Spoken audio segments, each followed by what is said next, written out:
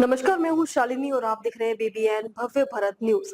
चलिए शुरू करते हैं आज की मुख्य खबरें। दिल्ली में समाजवादी पार्टी के राष्ट्रीय अध्यक्ष अखिलेश यादव ने कहा कि विपक्ष पूरी तरह एकजुट है और इंडिया गठबंधन के सभी नेता जल्द ही बैठक कर आगे की रणनीति तय करेंगे। उन्होंने कहा कि यह सिर्फ एक राजनीतिक मुद्दा नहीं बल्कि देश के युवाओं और शिक्षा व्यवस्था से जुड़ा बड़ा संघर्ष है। अखिलेश यादव ने भाजपा सरकार पर निशाना साधते हुए आरोप लगाया कि जब से वह केंद्र की सत्ता में आई है तब से देश की शिक्षा व्यवस्था लगातार कमजोर हुई है। उन्होंने कहा कि शिक्षा व्यवस्था में पारदर्शिता और विश्वसनीयता बनाए रखने के बजाय सरकार की नीतियों के कारण छात्रों का भरोसा प्रभावित हुआ है। उन्होंने हाल के छात्र आंदोलनों का उल्लेख करते हुए युवाओं की जागरूकता और एकजुटता की सराहना की। अखिलेश यादव ने कहा कि देश के युवाओं ने अपने अधिकारों के लिए लोकतांत्रिक तरीके से आवाज उठाई है, जो लोकतंत्र की मजबूती का संकेत है। उन्होंने युवाओं की मनोबल, चेतना और संघर्ष की भावना को बधाई देते हुए कहा कि उनकी आवाज को गंभीरता से सुना जाना चाहिए।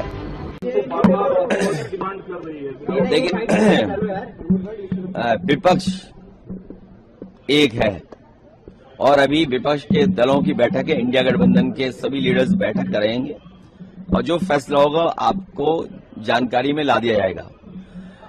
यूनिवर्सिटी की एजुकेशन का, एग्जामिनेशन का ये जो संघर्ष है बड़ा है, क्योंकि जब से भारतीय जनता पार्टी सरकार में आई है इसने शिक्षा को चौपट कर दिया है।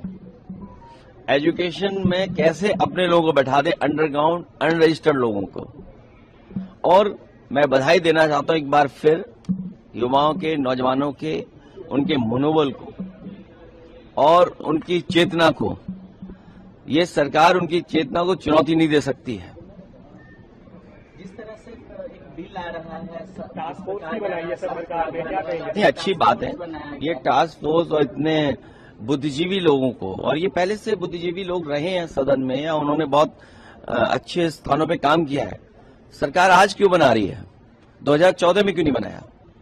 और अगर जो 2014 से बने होता तो देश हमारा विकसित और जल्दी हो गया होता।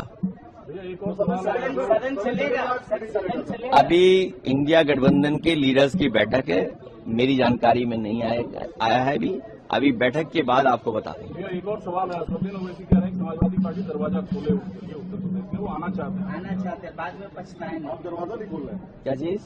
देखिए, किसी से उलझो मत, किसी से उलझने की जरूरत नहीं है। जो रास्ता हम लोग चल करके आ रहे हैं उसी रास्ते पे चलेंगे। पीडीए, सामाजिक न्याय के राज की स्थापना, संविधान के तहत हक और सम्मान दिलाना, उसी रास्ते पे हम लोग चलेंगे। और अभी बीजेपी को हराया भी हम लोगों ने। अभी जो गठबंधन है, जिस गठबंधन में हम सब लोग हैं, अभी तो बीजेपी को हराया और कितनी महत्वपूर्ण सीटें हराई हैं। तो पीडीए का साथ और सामाजिक न्याय के स्थापना की बात लगातार हम लोग करते रहेंगे और उसी रास्ते पर चलेंगे। अखिलेश सर, अभी आप जिस तरह से आप लगातार सड़क पे भी कांग्रेस के साथ में है, अब चुनाव में भी आप कांग्रेस के साथ। अभी चुनाव दूर है, अभी लोकसभा में हम सब लोग एक साथ हैं। तो अभी तक के लिए इतना ही। मैं शालिनी आपसे विदा लेती हूँ। अगली खबर में फिर मुलाकात होगी एक और खास खबर के साथ। तब तक के लिए बने रहिए बीबीएन भव्य भारत न्यूज के साथ। नमस्कार।